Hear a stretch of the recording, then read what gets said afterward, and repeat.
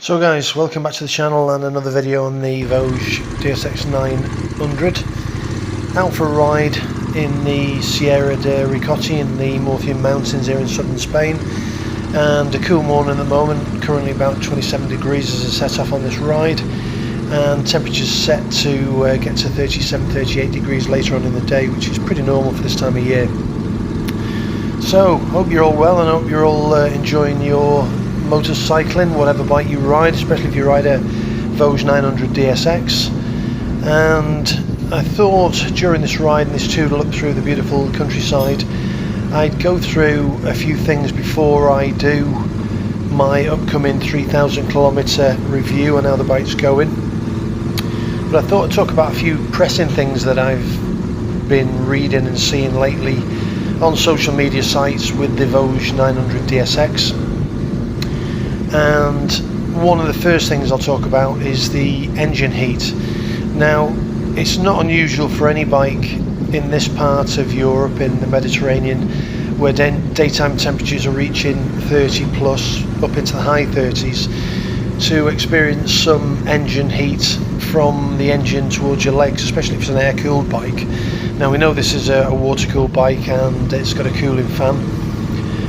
Noticeable on this bike, and it's been noted on a few forums, is when you're in traffic and you're slow moving, the temperature gauge will rise up to the third position or 3/4 up on the temperature scale, and the fan will kick in and drop it back down to sort of halfway. Now the problem with that is that when the fan kicks in, all the air from the engine then gets vented back towards your legs, and it's extremely hot and uncomfortable. But one thing I'm experiencing lately, and it's the second time we've experienced it, a couple of times, and both times have been when I've been out pillion with my wife on the back, and the outward journey on the bike has been fairly comfortable. We've had temperatures just sub 30 degrees, so it's been doable. A light summer jacket and light gear and you're okay.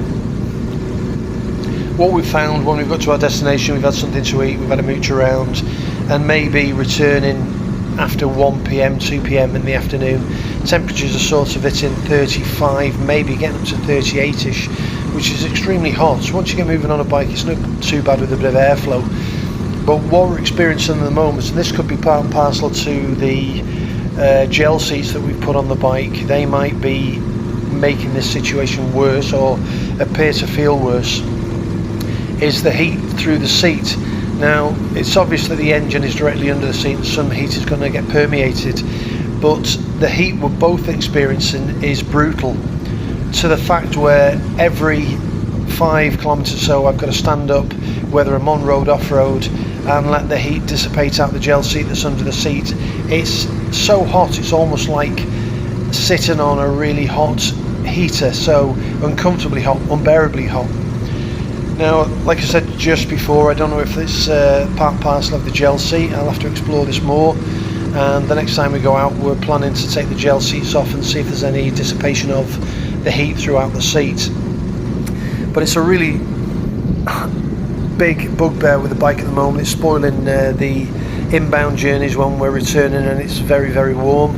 It's very uncomfortable, guys, and it's a race to get back home before it gets too uncomfortable and you get burnt to bits. Obviously you can stop and let the heat dissipate.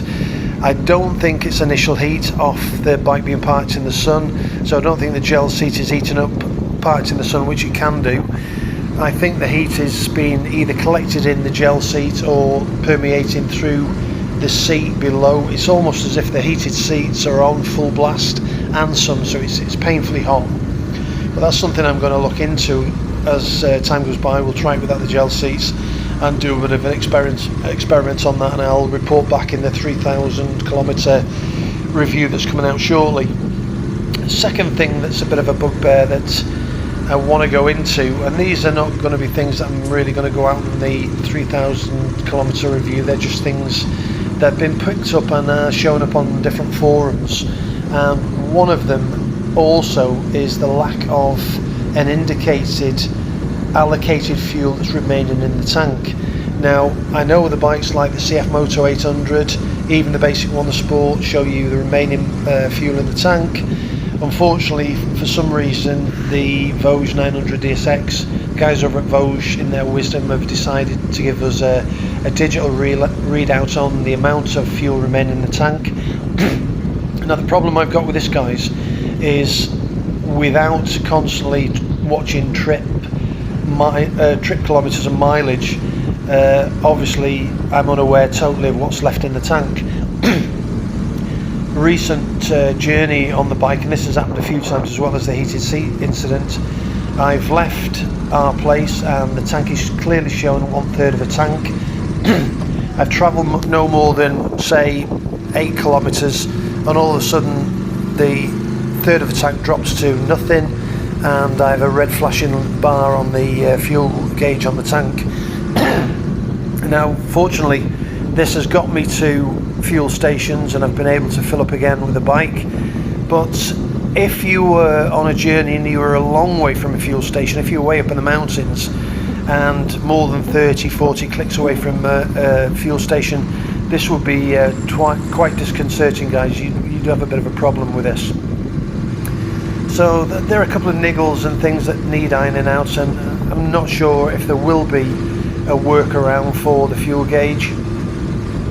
I don't know if there'll be an update whereby we can have some sort of readout, or there can be some sort of update where the reading or the instrumentation can be changed on the readout on the TFT display. I just don't know.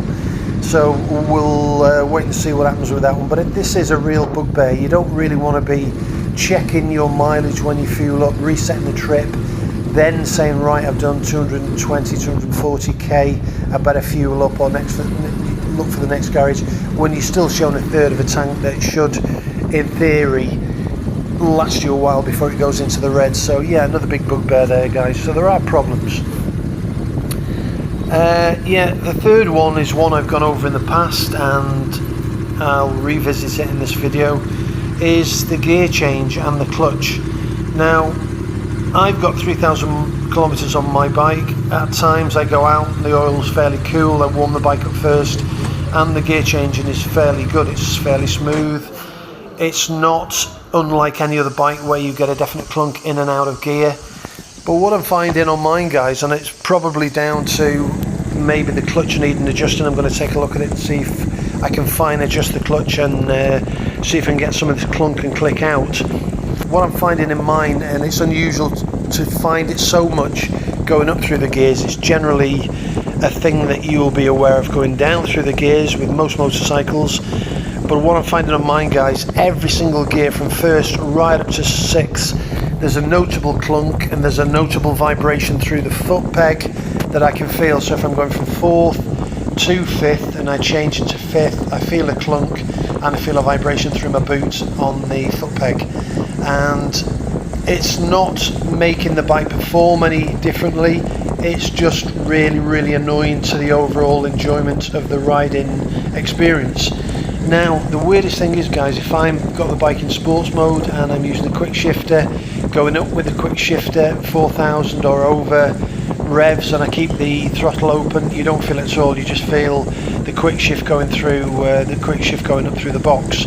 It only occurs when you're manually shifting using the clutch, and it feels like, don't get me wrong, I may be way out on this, it feels like the clutch is not got enough pull on it. It's not enough to totally disengage the clutch so you're getting a clunk.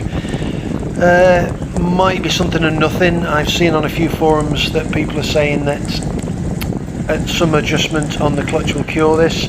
I know when I had the first service at 1,000 kilometers, during that service I asked them to look at the clutch play and they altered that, said they'd checked it, and it was, I suppose, noticeably different for a short while. But recently, like I say, unless the bike's fairly cool, when I go out on a cool ride, if I'm shifting at fairly low revs per minute, it's not as noticeable. As you go up the rev range, you can definitely feel a clunk up and down the box.